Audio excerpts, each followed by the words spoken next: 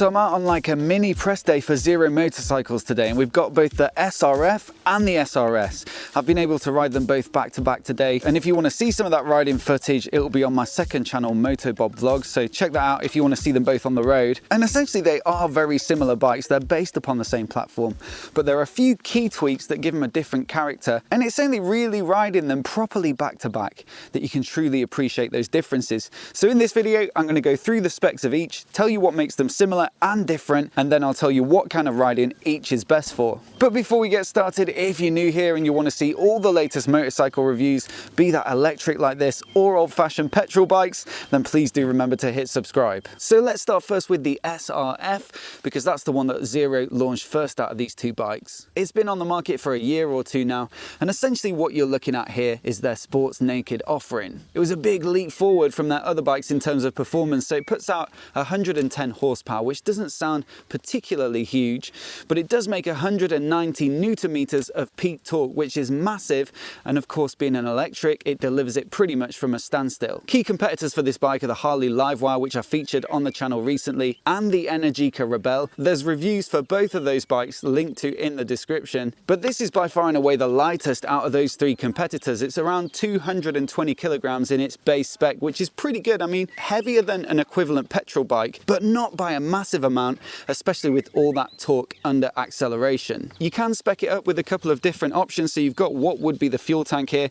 You can get a faster charger in there or a bit more battery capacity, but without either of those options, you're looking at under 100 miles range on the motorway, or about 160 in the city, where you get the benefits of regenerative braking in stop-start traffic. But I mean, it's not necessarily a bike that you want to be banging out loads of miles on the motorway with. Really, it's an engaging, sporty ride. There's all the electronics that you'd possibly need for that sort of thing. 5 riding modes, so rain, eco, street, sport, and beast mode, which just gives you all the power. And the hardware is decent too, so you've got J1 brakes, radially mounted monoblocks on 320mm discs. Not necessarily the big fancy name, but J1 make brakes for loads of other brands, and it's decent stuff. It really does stop well. You get a Showa fork, fully adjustable, a fully adjustable Showa shock with a piggyback reservoir, and it feels super planted through corners, nice and smooth, holds its line well, and I've had plenty of fun on it on these little twisty roads today. The only sort of drawback for me is that I'd perhaps like the seat to be that little bit higher to really lean into that sporty, aggressive riding style.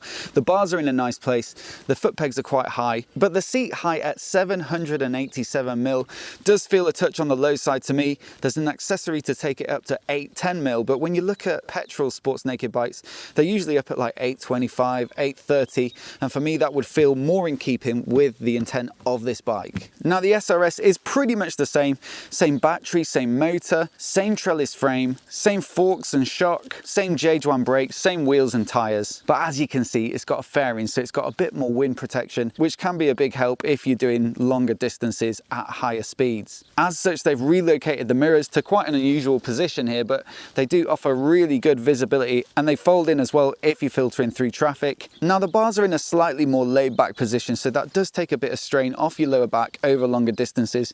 I'd say it is the more comfortable out of the two. You also get a bigger pillion seat here with more substantial grab rails and a couple of tie down points, so carrying a passenger and luggage have been more of a consideration on this model. And there's the option to spec it up with matching 3-piece luggage. So I'm sure you've already figured out that this is the obvious choice if you want to do a bit of light touring or longer weekend rides, and also it'd make a great commuter as well. Would I personally tour on it? I'm not sure that the infrastructure is quite there yet.